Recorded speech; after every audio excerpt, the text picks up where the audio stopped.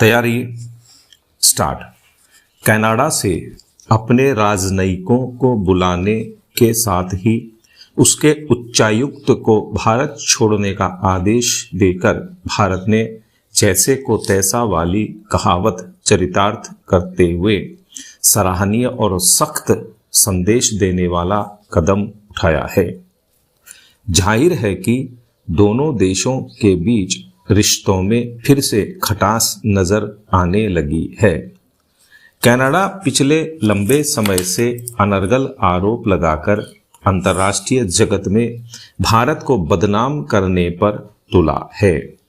आतंकी हरदीप सिंह निज्जर हत्याकांड में भारत पर बेतुके आरोप लगाकर कनाडा बेवजह रिश्तों को खराब करने में लगा था। हद तो तब हो गई जब उसने निज्जर की हत्या में प्रत्यक्ष रूप से भारतीय उच्चायोग पर भी सवाल उठा दिए। भारतीय राजनयिकों की सुरक्षा पर सवाल खड़े हुए तो भारत के पास अपने राजनयिकों को बुलाने के अलावा कोई रास्ता बचा ही नहीं था। पिछले 2 साल में कनाडा में खालिस्तान आंदोलन से जुड़े 6 आतंकियों की हत्या हो गई है।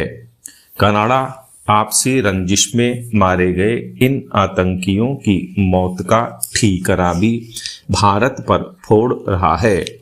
निज्जर प्रकरण में कनाडा ने कोई सबूत तक पेश नहीं किए हैं। दरअसल कनाडा के प्रधानमंत्री जस्टिन ट्रूडो की सरकार इन दिनों अल्पमत में है। अगले साल उन्हें अपने यहाँ संसदीय चुनाव का सामना करना है। कनाडा में भारतीयों की आबादी 17 लाख से अधिक है। इनमें करीब आधी आबादी सिखों की है। कनाडा में रहने वाले खालिस्तान समर्थक ट्रूडो की पार्टी के वोट बैंक के रूप में जाने जाते हैं। ऐसे में वोट बैंक की राजनीति के लिए ट्रूडो दोनों देशों के संबंधों को दांव पर लगाने से भी नहीं हिचकिचा रहे हैं। निज्जर की मौत के बाद कनाडा की संसद में उसे श्रद्धांजलि तक दी गई थी। निज्जर की मौत को लेकर कनाडा सरकार का आरोप है कि भारत सरकार लॉरेंस गैंग से टारगेट किलिंग करा रही है।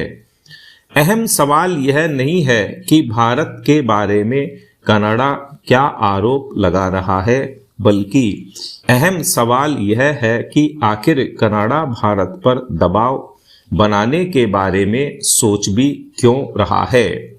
भारत ने बीते सालों में दिखा दिया है कि वह किसी खेमे से बंधा नहीं है।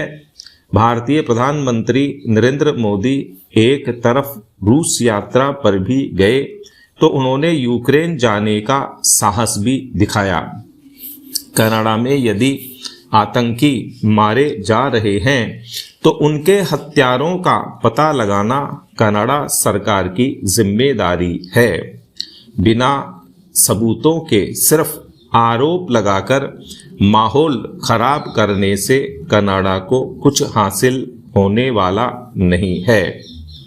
भारत के हितों पर आंच आई तो वह किसी के भी सामने अपनी आवाज बुलंद करने से न कभी पहले पीछे हटा है और नहीं आगे ऐसा होने वाला है। पैरा एक सर्वे के मुताबिक राज्य में इलेक्ट्रॉनिक कचरा तेजी से बढ़ता जा रहा है।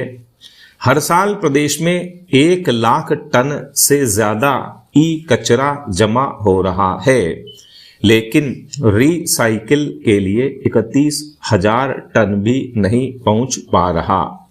इसी अनदेखी के चलते हालत यह है कि बीते 5 साल में प्रदेश में ई कचरे की मात्रा 5 गुना तक बढ़ गई है। यह कचरा आज भी कबाड़ियों और स्क्रैप डीलरों के भरोसे ही गैर वैज्ञानिक तरीकों से निस्तारित हो रहा है। उपभोक्ताओं से प्राप्त बड़ी मात्रा में ई वेस्ट तो रिसाइकलिंग के लिए अधिकृत पुनर्चक्रणकर्ताओं रिसाइकलर्स तक पहुंच ही नहीं रहा। कबाड़ के काम में जुटे लोग ही इस ई कचरे का निस्तारण अपने तरीके से करते हैं, जिसके खतरे कम नहीं हैं। दरअसल कबाड़ से जुड़ा काम करने वाले ई कचरे के उस हिस्से को ही अपने पास रखते हैं जिसमें उन्हें कमाई नजर आती है। शेष हिस्सा तो यूं ही फेंक दिया जाता है। यह ई कचरा जमीन और पानी दोनों को ही जहरीला बना रहा है। ई वेस्ट से होने वाला प्रदूषण पूरी दुनिया के लिए चिंता का विषय बनता जा रहा है। राजस्थान में भी इसकी स्थिति चिंताजनक है।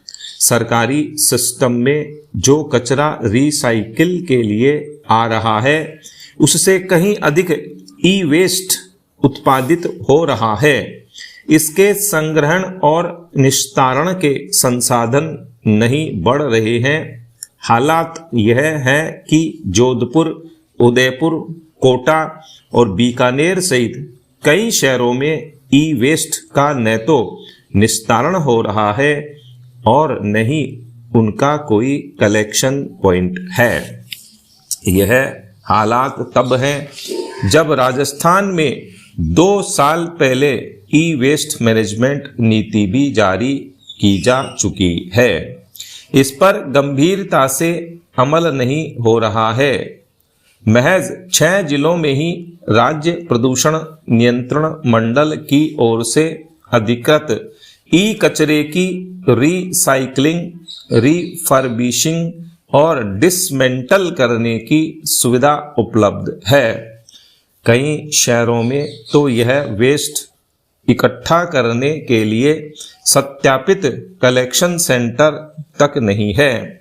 इलेक्ट्रॉनिक गैजेट्स में काम आने वाली सामग्री का अपशिष्ट पर्यावरण और स्वास्थ्य दोनों के लिए घातक है।